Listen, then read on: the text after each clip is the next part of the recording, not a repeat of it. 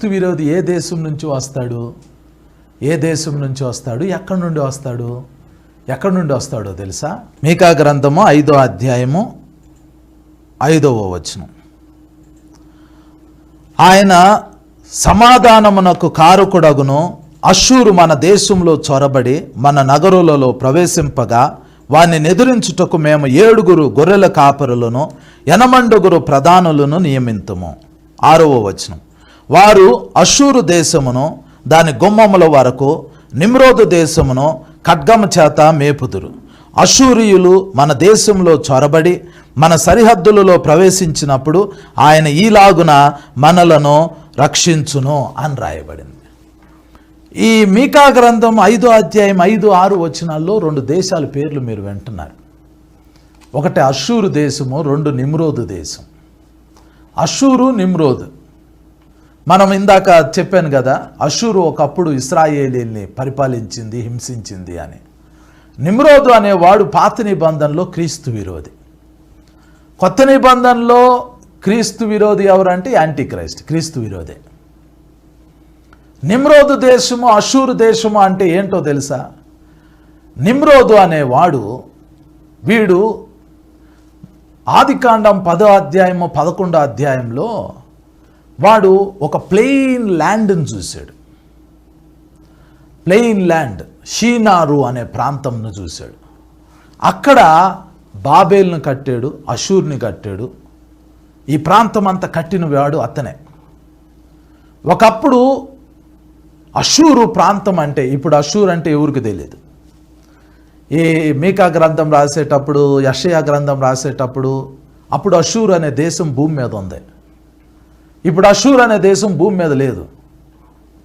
అప్పుడున్న అషూరు దేశం ఏంటి అని అంటే, ఇప్పుడున్న ఇరాన్ దేశము, ఇరాక్ దేశము, సిరియా దేశము, అలాగే టర్కీలో కొంత భాగం అంతా కలిపితే అషూర్ దేశం అవుతుంది. అంటే ఇప్పుడు ప్రజెంట్ ఉన్న ఇరాక్ దేశము, ఇప్పుడు ప్రజెంట్ ఉన్న సిరియా దేశము, ఇప్పుడు ప్రజెంట్ ఉన్న టర్కీలో కొంత భాగము, ఇప్పుడు ప్రజెంట్ ఉన్న ఇరాన్లో కొంత భాగము, ఈ కొద్దిగా భాగాలన్నీ కలిపితే అప్పుడున్న అషూరు దేశం అవుతుంది.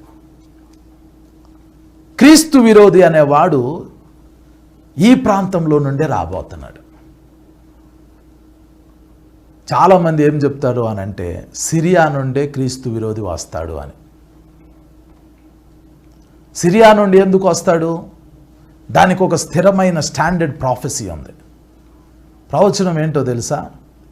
అలెగ్జాండర్ అనే వ్యక్తి, ఆయన సామ్రాజ్యాన్ని జయించుకుంటూ వెళ్ళి 30వ సంవత్సరంలో చనిపోయాడు. చనిపోతే ఆయన స్థానంలో ఆయన కింద ఉన్న 4 జనరల్స్ రాజ్యాన్ని పంచుకున్నారు. ఆ రాజ్యాన్ని పంచుకున్నప్పుడు ఆ రాజ్యము, ఉత్తర రాజ్యము, దక్షిణ రాజ్యము, 2 జనరల్స్ పంచుకున్నారు. ప్రకటన గ్రంథం 11వ అధ్యాయంలో ఈ 2 రాజ్యాల మధ్య జరిగే రాజకీయం గురించి దానియేలు ప్రవచనం చెప్పాడు.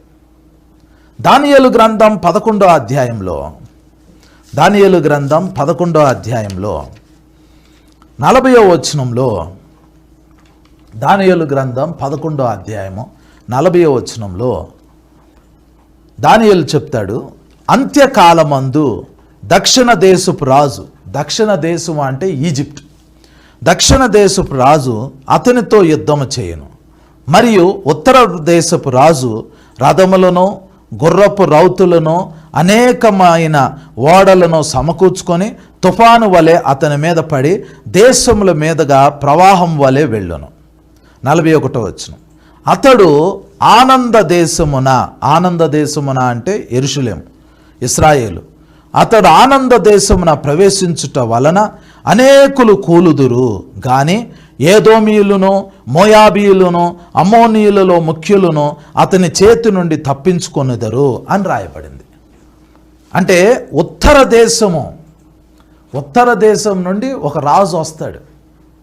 ఉత్తర దేశం అంటే సిరియా, దక్షిణ దేశం అంటే ఈజిప్ట్. దానియేలు గ్రంథం 11వ అధ్యాయం 41వ వచనం ప్రకారము క్రీస్తు విరోధి అనేవాడు ఉత్తర దేశం నుండి ఆనంద దేశంలోకి, అంటే ఇశ్రాయేలు దేశంలోకి ప్రవేశిస్తాడు. ఉత్తర దేశం అంటే సిరియా. సిరియాలో నుండి అది ఒకప్పుడు అషూరు ప్రాంతం. అషూరులో నుండి క్రీస్తు విరోధి వస్తాడు అని యెషయా గ్రంథం 10వ అధ్యాయంలో ఉంది. అషూరులో నుండే అంటే ఈ ఉత్తర దేశంలో నుండే క్రీస్తు విరోధి యెరూషలేంలోకి వస్తాడు అని దానియేలు గ్రంథంలో ఉంది. ఉత్తర దేశం అన్నా అషూరు అన్నా ఈ 2 అధ్యాయాల్లో సిరియాని సూచిస్తుంది. కాబట్టి సిరియాలో నుంచి క్రీస్తు విరోధి వస్తాడు. క్రీస్తు విరోధి క్రిస్టియన్ కాదు, క్రీస్తు విరోధి యూదుడు కాదు. క్రీస్తు విరోధి అనేవాడు ఇస్లాం మతానికి సంబంధించిన వ్యక్తి. ఈ మధ్య ఒక పాప, ఆ పాప క్రిస్టియన్, ఆ పాప వాళ్ళ క్లాస్మేట్తో మాట్లాడుతూ ఉండినప్పుడు వాళ్ళ క్లాస్మేట్ సడన్గా అన్నాడంట, ఇంకా మనకేం దిగులు లేదు, మనము ప్రపంచం మొత్తం సమాధానంలో ఉండబోతుంది, ఎందుకంటే మెస్సయ్య వస్తున్నాడు అని అన్నాడంట.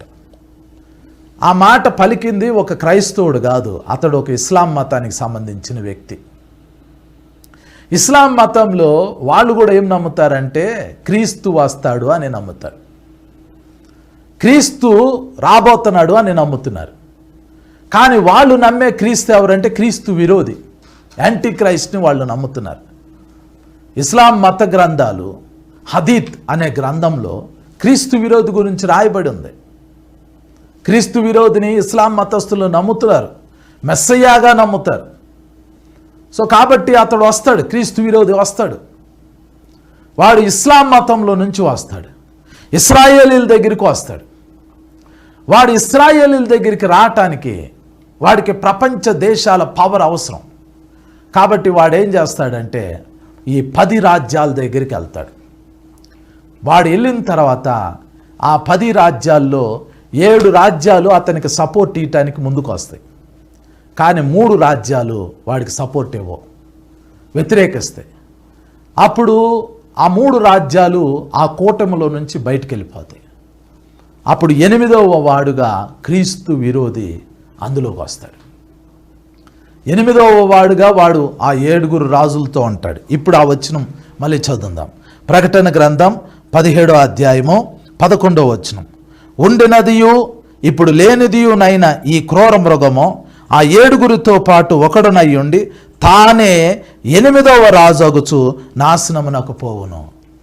ఆ క్రీస్తు విరోధి ఈ 10 మంది రాజుల్లో 3 తోసేసి వాడు ఒకటై 8వ వాడుగా వచ్చి ప్రపంచానికి శాంతినిస్తాను అని అంటాడు. ఆ తర్వాత ఏం చేస్తాడు? 13వ వచనం. మిగిలిన 7 రాజులు ఏం చేస్తారంటే వీరు ఏకాభిప్రాయం గలవారై తమ బలమునో అధికారమునో ఆ మృగమునకు అప్పగింతురు. ఈ 10 మంది రాజుల్లో ఆ క్రీస్తు విరోధికి ప్లేస్ ఇవ్వటానికి 3 రాజులు పడిపోతే 7 రాజులు ఉంటారు. ఆ 7 రాజులు తమ బలాన్ని, తర్వాత తమ అధికారాన్ని వాళ్ళందరి ఏకాభిప్రాయంతో క్రీస్తు విరోధికి ఇచ్చేస్తారు. అప్పుడేమైంది? ఇక 7 కంటే కూడా పవర్ అంతా క్రీస్తు విరోధి చేతుల్లోనే ఉంటుంది. యాంటీ క్రైస్ట్ అనేవాడు అప్పుడు వాడు సింహాసనం మీద ఎక్కి కూర్చుంటాడు. ప్రపంచం మొత్తాన్ని ఇక వాడే కంట్రోల్ చేస్తానంటాడు. మీకు అర్థమైందా? కొద్ది రోజుల్లో 10 రాజ్యాలు కలిసి ఒకటవ్వాలి. అది ఒకటవ్వాలి అంటే ప్రపంచంలో యుద్ధం జరగాలి. ప్రపంచ యుద్ధం ఏదో జరగాలి. 3వ ప్రపంచ యుద్ధం వచ్చింది. యెహెజ్కేలు గ్రంథం 38వ అధ్యాయం ప్రకారము ఇశ్రాయేలు దేశం మీద ప్రపంచ దేశాలన్నీ యుద్ధానికి వెళ్ళాలి.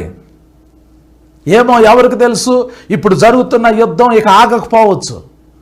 దాన్ని ఆపటానికి, దాని మీద యుద్ధం చేయటానికి ప్రపంచ దేశాలన్నీ ఇశ్రాయేలు మీద యుద్ధానికి వెళ్ళొచ్చు. అప్పుడు ప్రపంచ దేశాలన్నీ నష్టపోతాయి. అప్పుడు 10 దేశాలు కలిసి ఒక్కటిగా ఫామ్ అయి మేము ప్రపంచానికి శాంతినిస్తాము అని అంటే అప్పుడు క్రీస్తు విరోధి అనేవాడు వస్తాడు. వాడొచ్చి ఈ 10 రాజ్యాల దగ్గర కూర్చుంటే అందులో 3 రాజ్యాలు క్రీస్తు విరోధికి సహకరించవు. అప్పుడు ఈ మిగిలిన వాళ్ళు 3 రాజ్యాలని బయటకు పంపిస్తే మిగిలేది 7 రాజ్యాలు.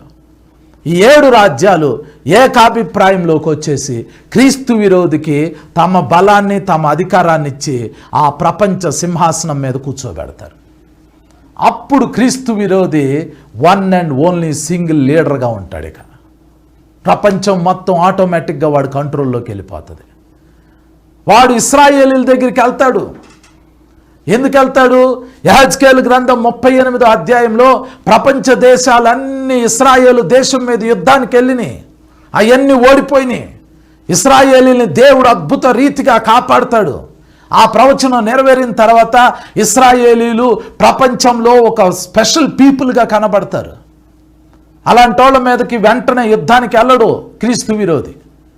వాడు ఇశ్రాయేలీల దగ్గరికి వెళ్ళి దానియేలు గ్రంథం 9వ అధ్యాయం 27వ వచనం ప్రకారం ఇశ్రాయేలీలకి సమాధానం ఇస్తానని చెప్పి ఇశ్రాయేలీలతో మాట్లాడి, మీకు మాటి మాటికి ఎవరో ఒకళ్ళు వచ్చి మీ మీద యుద్ధం చేస్తున్నారు కాబట్టి మీ యుద్ధాలు జరగకుండా మీకు సమాధానం ఇస్తానని చెప్పి ఇశ్రాయేలీలతో 7 సంవత్సరాల నిబంధన ఒప్పందం చేస్తాడు. అందులో మొదటి 3.5 సంవత్సరాలు వాడు సమాధానంగా ఉంటాడు. మొదటి 3.5 సంవత్సరాలు అయిపోయిన తర్వాత ఇశ్రాయేలీలు కట్టుకున్న మందిరంలోకి వాడు వెళ్ళి కూర్చుని, నేనే దేవుడిని, నన్ను ఆరాధించండి అంటాడు. అప్పుడు ఇశ్రాయేలీలు కొండకు పారిపోతారు. అప్పుడు సంఘం ఎత్తబడింది.